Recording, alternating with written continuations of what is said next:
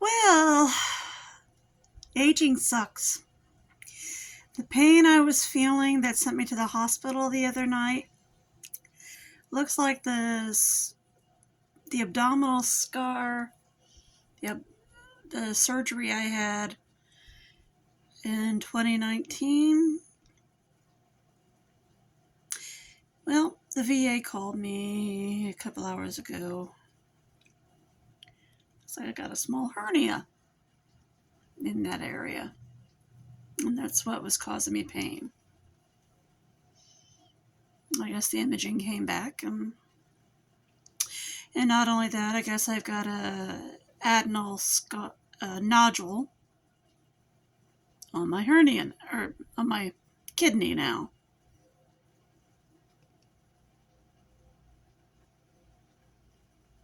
And this is on top of the ovary cyst that they found.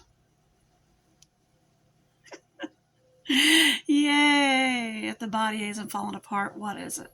What is?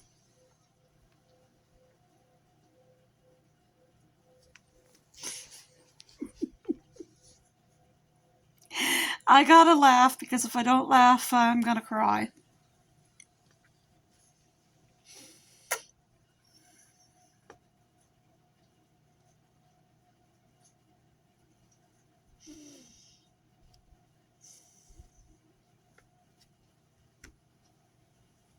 They were already talking surgery consults and the whole 9 yards.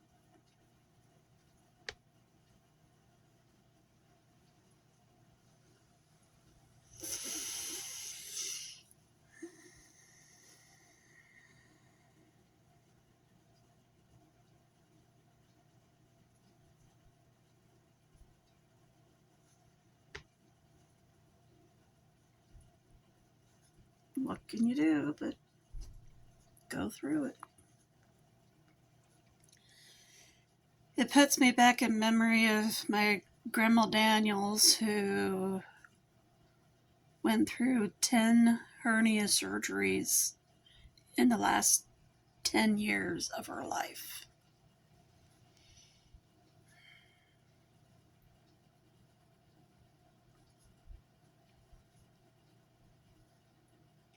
Mom documented every one of them, and I have the documentation in my file cabinet.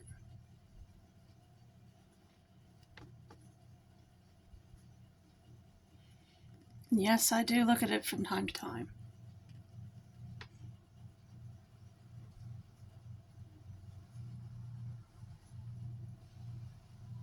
I pretty much already knew what I was in for.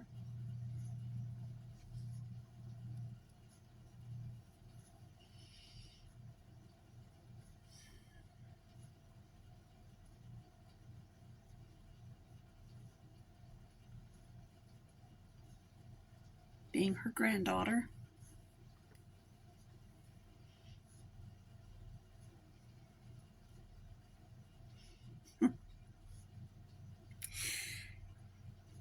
Being part of this family, seems like I got pretty much all of the curses. The diabetes, the heart trouble. They're watching me for my kidney disease.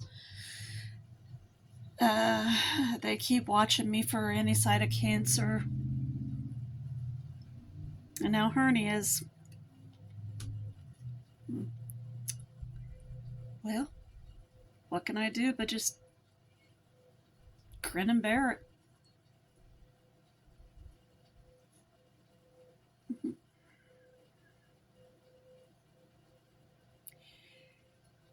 Unlike my grandmother, who had all the family support she could want, I have to go through it alone.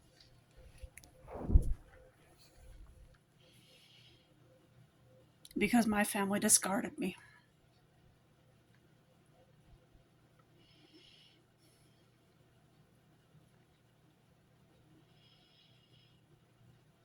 And sad to say, I was pretty much discarded from childhood.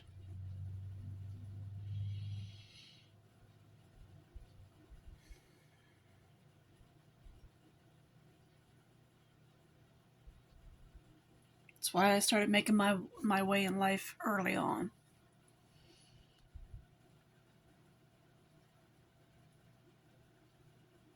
I knew I was going to have to make my way early on because I knew I was not getting support early on. I knew no one was listening to me. Everyone was calling me a liar early on. No, just,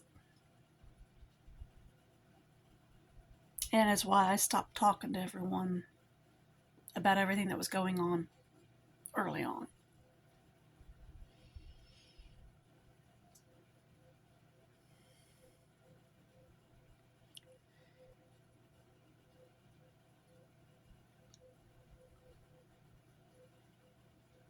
I was told I was making up stuff. I learned not to trust anyone with anything.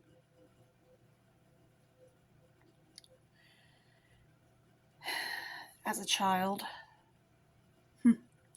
Even the one time I rode my bike to school and locked it up, and the kids threw my bike down even with its chain, jumped on it, and ruined the front tire.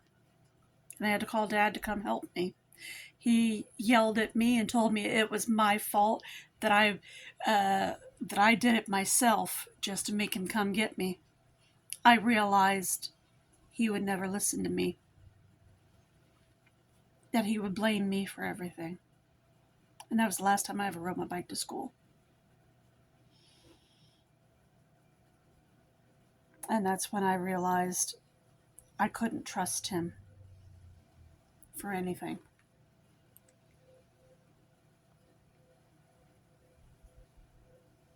I couldn't trust him or Mom.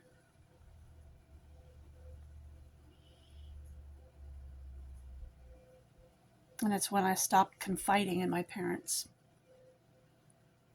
for anything. He once asked me why I wouldn't tell him anything,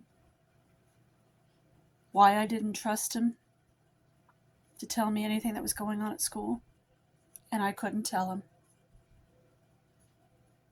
I didn't trust him enough to tell him.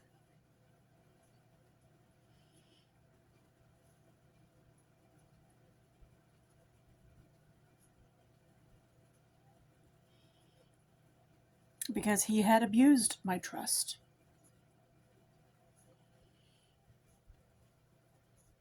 That's one thing that happens when parents abuse their children's trust. Their children start to clam up, to keep everything to themselves. And that turns into intense anger.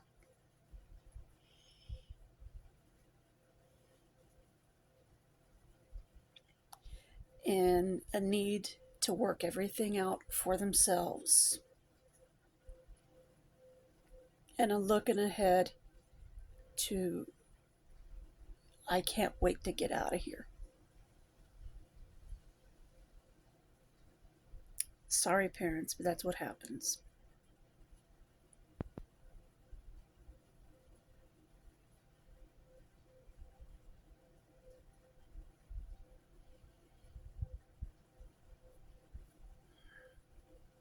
I loved my parents dearly. I still do. But don't provoke your children to anger.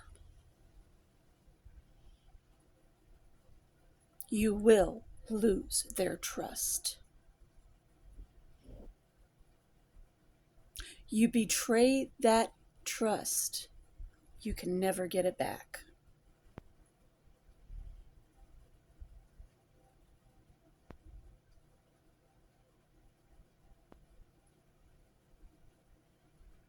My oldest daughter abandoned me because my ex-husband alienated her from me, and my sister sent her texts pretending to be me. And I saw them only belatedly when Marissa posted them.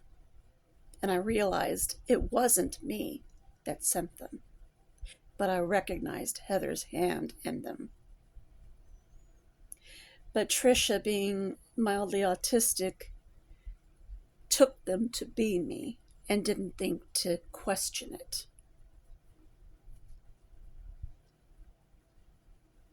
And it hurts my heart that she thought it was me. Because she does not realize that her aunt loves to impersonate people in order to hurt them.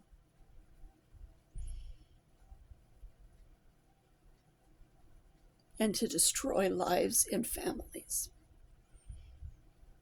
And Trisha, I love you with all my heart.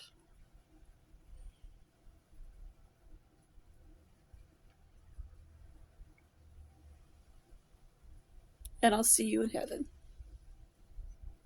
Because I have a feeling I won't see you in this life again. Because that's your choice.